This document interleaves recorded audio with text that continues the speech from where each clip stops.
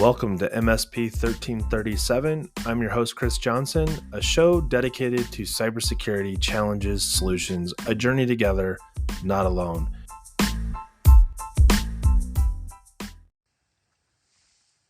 Welcome, everybody, to another episode of MSP 1337.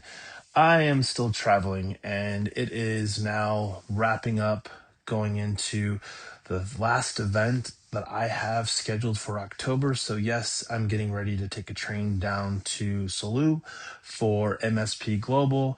When this goes live, we will be well into Tuesday, the first day of the sessions. But I wanted to give a little bit of a recap of some of the encounters, the networking opportunities that I've had over the last few weeks.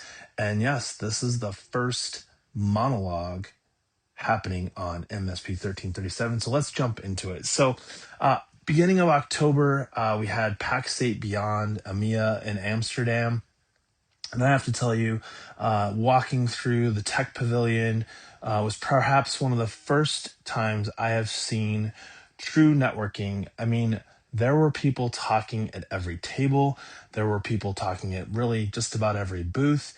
And it didn't matter what conversation you wanted to plug into. If you walked up to a table where people were already joined in conversation, it was almost an immediate welcoming you to that chat. And I have to say, there was a lot of optimism and hope around things like the threat actors that are out there and how we can be resilient against them. And there was a huge shift in the way in which people referred to vendors and the way in which vendors were helping solve some of these challenges with regards to the SMB space, particularly being able to have tools in place that can help mitigate or at least minimize some of the impact that these threat actors have.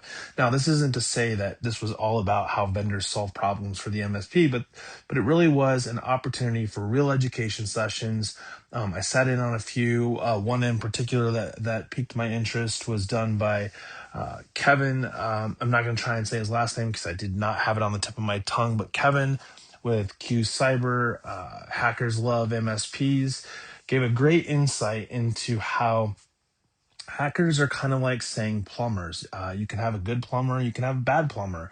Hackers are not criminals. You can be a criminal, you can be a hacker. You can be a hacker who is a criminal. And I thought it was a great insight into articulating sort of this known misnomer about using the word hackers and immediately associating it with the bad guys or the threat actors that are out there. And the reality is, when you're dealing with ransomware or you're dealing with something that might be considered a breach, oh, I said the B word. But those types of events are important to go. Who are the people that you're going to call? Obviously, you're not calling, a plumber to come solve a problem that isn't tied to plumbing. So it was a really interesting insight. I thought it gave a lot of context and color to the space that we're in, how important hackers are to that space. The world we live in is tied largely to finding out the vulnerabilities, and exploits are tied to those that go and find them for us. And, maybe there's a little bit of hacker in each and every one of us as we think about the ways we go about trying to understand how different technologies work and picking them apart and putting them back together. So enough on that. But again, the Pack State Beyond event was really exciting. It was a great opportunity to network, probably one of the largest events I've been to internationally in the last couple of years. And from there, we had a few days of downtime, got to explore the windmills of Amsterdam or the outlying villages around Amsterdam. So, and then hopping on a plane to ChannelCon EMEA, where again, the networking and connected conversations was just still on point. Listening to the different keynote speakers and really hearing about the opportunities around how technology is really coming into its own. There's obviously a lot of conversations around AI. And again, we've talked about the events on past episodes and promoting them as we were leading up to both Pack State EMEA and ChannelCon EMEA. But I want to take a moment and point out a couple of things that I think we take for granted in the United States. The first one is this thing called GDPR. And I'm sure many of you have heard of it, but I think it's something that we need to think more closely about when we are, searching the internet for different things. Maybe we're reading the news, you name it. But when you pull up a website and you get prompted with that annoying little thing that says, do you want to accept the cookies? And interestingly enough, when you're in the United States, it's very rare that you get prompted to choose to accept or reject, or maybe accept only necessary or customize the cookies. So over the past couple weeks, every time I read the news, I'm getting some sort of cookie verification process that at first I found to be quite annoying. And then I thought, hmm, we need more of this back at home. I think this would be a very valuable thing. Yes, it's annoying, but how easy we are in giving up our own privacy, and maybe we should reconsider that. And then the second thing that I noticed while I was there in London before moving on to my next travel destination was just how everybody wanted to talk about things that were tied to compliance. You got cyber essentials, you've got essentials plus, and there was a real genuine push to say, we know that as MSPs, we need to do this and we need to do it well because the world around us is relying on the MSP space to ensure the protections of things like critical infrastructure. And there's a lot of discussions around the Jaguar and Range Rover challenges and how the government really can't bear the burden of another bailout of an organization that's that big.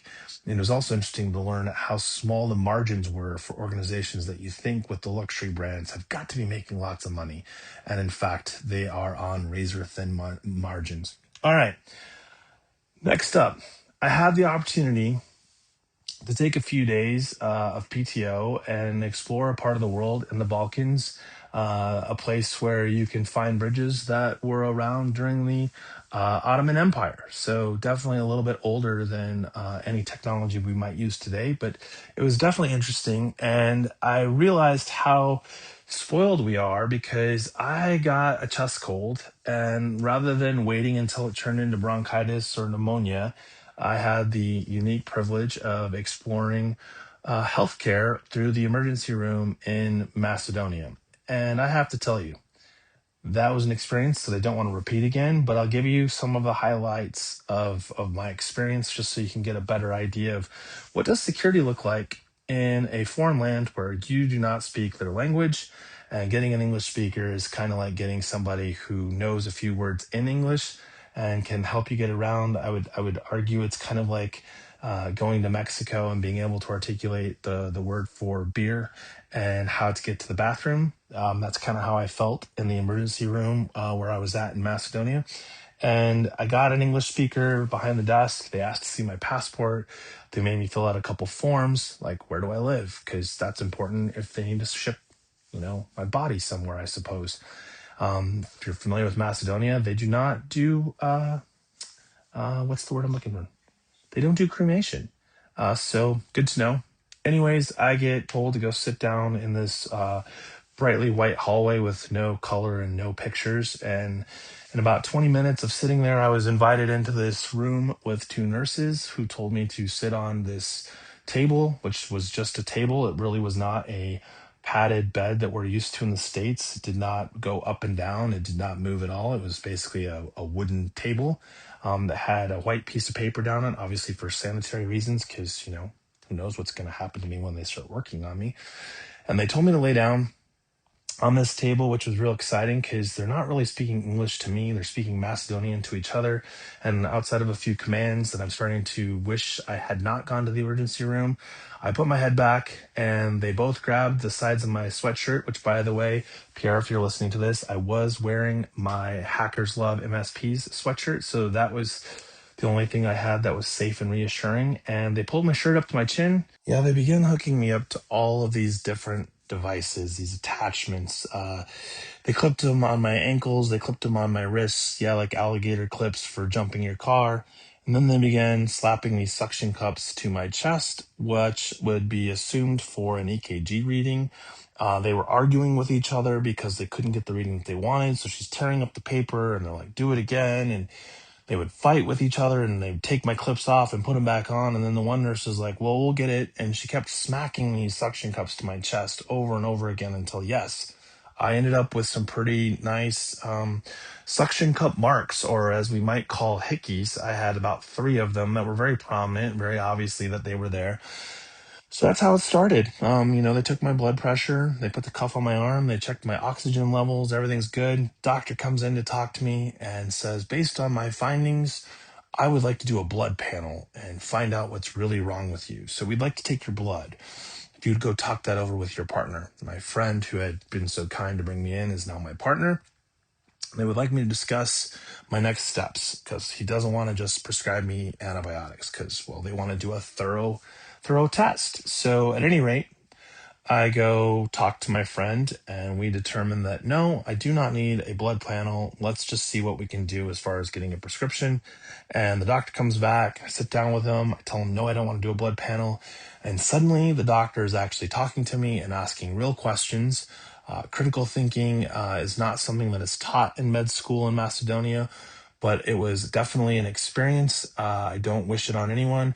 But he was quick to say, we want to make sure we get this and we get this good. So after I told him what kind of medication I'd taken in the States, he prescribed to me triple that dosage and said, I only need to take these pills for 3 days and I will be good as new. And I can tell you, as I get ready to go to MSP Global as I'm recording this, I feel, well, I'm going to say not quite 100%, but I'm definitely upwards in the 90s and I feel pretty good. And I'm looking forward to the next few days and connecting with people here at MSP Global. While I was in Macedonia, I had one other thing that happened that I thought I would share. Maybe you guys saw this in the news, the F5. I might have accidentally referred to them as F9. Pretty sure that's not the name of the company. But yes, F5, the breaches that they recently have had and the compromise in their databases is a big deal. We talked about it with NCRCG. And then just kind of in general, what does the landscape look like as MSPs really are the focus for those that are in the SMB space and helping them navigate sort of these choppy waters as it pertains to who are the threat actors and the impact that they might have if they're not being leveraged and if the MSPs aren't doing things the right way. Well, for that, MSP Global is right around the corner. I hope to see many of you there. This will air at the end of day 2.